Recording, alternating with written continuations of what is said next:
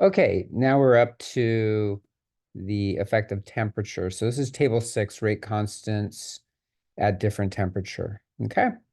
So the idea here is we're trying to find the activation energy and we're trying to find the Arrhenius constant for this particular reaction. So we measured the rate of reaction at several different temperatures. Okay. So we have temperatures. I've put in these temperatures over here in Celsius. So we're going to put them in the Kelvin first. So you take your Celsius and you add 273.15, right? And that'll give you your temperature in Kelvin. Now, what you can do then is we can figure out what the rate is. I have the times for these ones. Notice the 180 for room temperature. That actually goes back to table 3. With the effective temperature, we're using all the same numbers in terms of like concentrations as we did in experiment 3. The only thing that's changing is the temperature, right? So for example, we could have done at high temperature and low temperature these numbers, but we chose experiment 3 because it's right in the middle, okay? So the time for experiment 3 at room temperature, which was 21 degrees, is 180 seconds, okay? So we've got that. Now, how did we calculate the rate? The way we calculated the rate in the previous table was we said the concentration of H2O2 used divided by the time. Well, we have the time, but we don't have the concentration of H2O2 used here, but it would be the same again as with experiment 3 at room temperature. So what I'm going to do is I'm going to go look for the concentration used. Okay, here it is. There's moles used. All right, so the concentration used is this. It's the same every time, right? All right, excellent. 0.001. Then I'm going to hit slash time. All right. And since I, use the equal sign and then pick the cells, it should automatic or it should be pretty much go through and do it all correctly if I just do a fill down. Okay. Now these values again, let's put them in scientific notation. So switch to number possibilities. We'll go to scientific notation. And we've got 3 sig figs. So let's make sure that these numbers are reasonable. Be careful. Okay. So in the hot bath at 75 degrees C and then 85 degrees C, those are high temperatures. The values of the rate are actually larger than they are in the lower temperatures. In fact, the lowest temperature, 4 degrees, has the lowest rate. And that kind of makes sense, right? Slower if it's colder. Then the next thing we did was we said, let's figure out the rate constant from the rate and from the initial concentration. So again, we have to pick initial concentrations. And so we'll use experiment 3. So let's go back. So I'm going to come back over here. K would be the rate divided by the concentration of H2O2 to the M divided by the concentration of Ki to the N. So I'm going to come back here and see if I can find that. Here it is, concentration of H2O2 to the M, okay, times Ki to the N. Again, I'm using experiment 3. Now let me come back over here and just point out that we have to do equal sign. I mean, we have to do the dollar sign because we want to make sure we're fixing it in that one cell each time. So C7 dollar sign, right? Because we want to use the concentrations for experiment 3, not 4 and 5. Okay, and then we can autofill.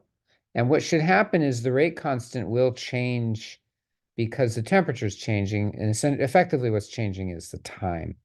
Because the time is changing, the rate constant is changing. Okay. Now we do the natural log case. So equal sign ln, parentheses, k, close parentheses, fill it down. Okay, we've got a lot of digits here. So I'm going to come back over here and reduce the number of digits. There we go. And then we're going to do 1 over the temperature in Kelvin. So equal sign 1 over the temperature in Kelvin.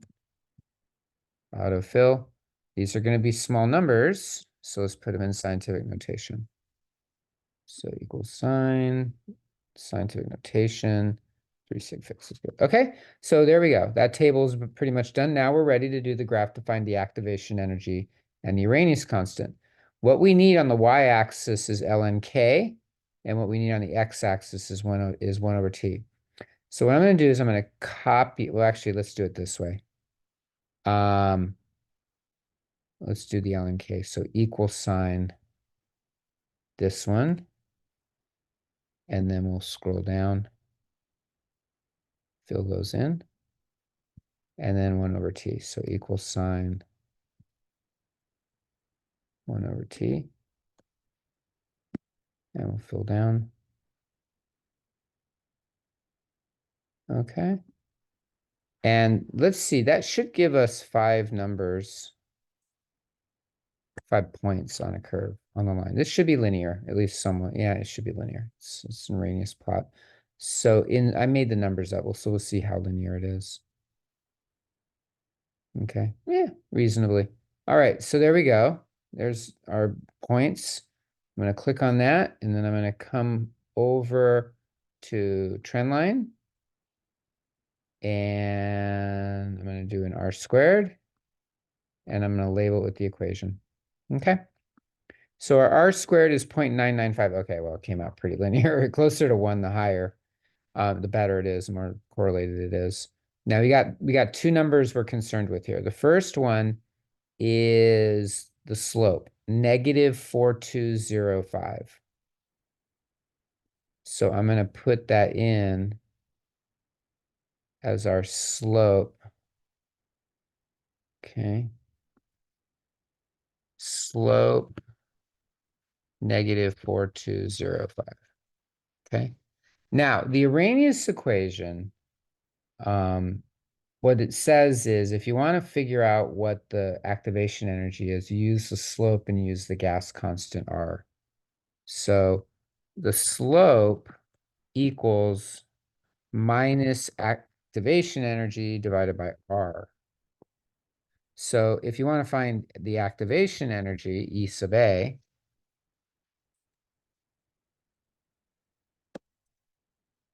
what you do is you take R times the slope times -1.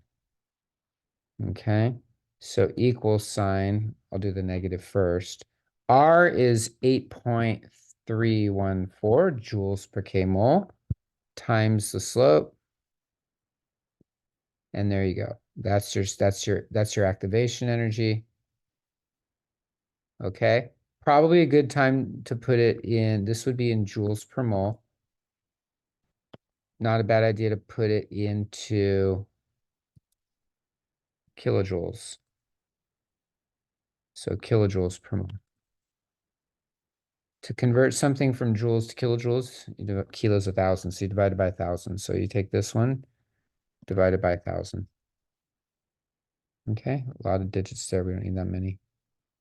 For the most part, if you just go 35.0, there we go. That's good. 3 sig figs is fine. All right, so 35 kilojoules per mole, which is not an unusual value for the activation energy, right? Remember, the activation energy is that barrier of reaction. You have to put in 35 kilojoules per mole in order to get it over the hill in order to form products, even if it's an exothermic reaction. Okay? Now, the other thing we're going to try to do is find the Arrhenius constant.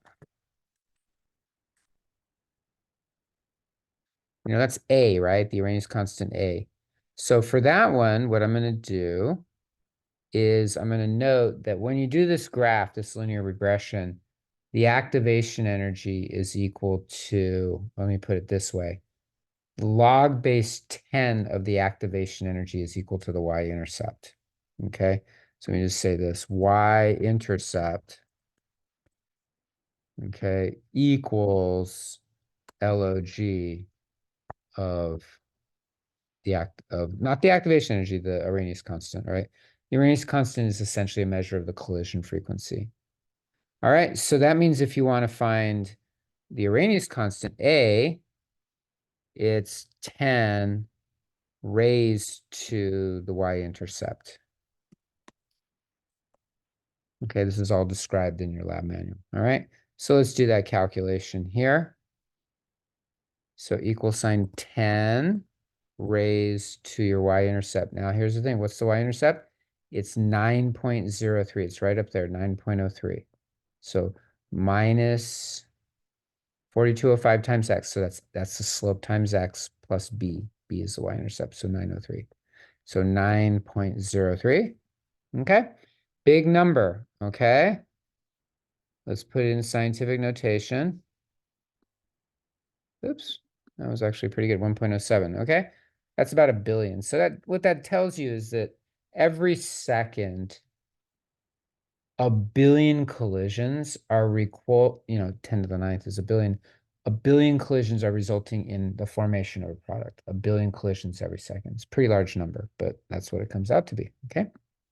All right. So we got the activation energy in kilojoules per mole. Again, that's typically the units that people put this in.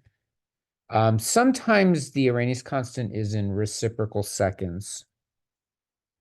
People will report it that way because, it's essentially how many collisions per second or reciprocal seconds.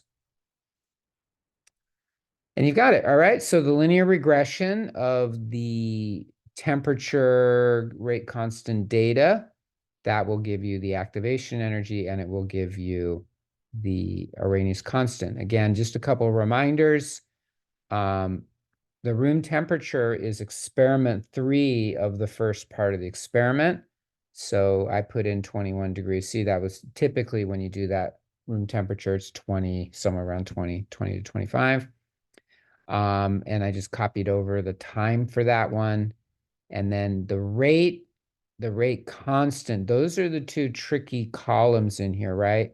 What you're doing is you're saying, hey, what's the change in the concentration of H2O2? What's the H2O2 that's used? Well, we have that for all the experiments, but you can use the one for experiment 3. It actually doesn't change in each one, okay? And then that divided by the time is what's going to give you the rate. And then for the rate constant, you're going to use the concentrations of H2O2 and Ki from experiment 3. Go back to the previous table to look for those concentrations. And then you use this formula, rate equals the rate law. Rate equals K times H2O2 to the M, Ki to the N. Here I'm using from the previous table, so it is going to be using the exponents of like 0.95 and 0.97, those values that you had in the previous table. And then you've got all of that done.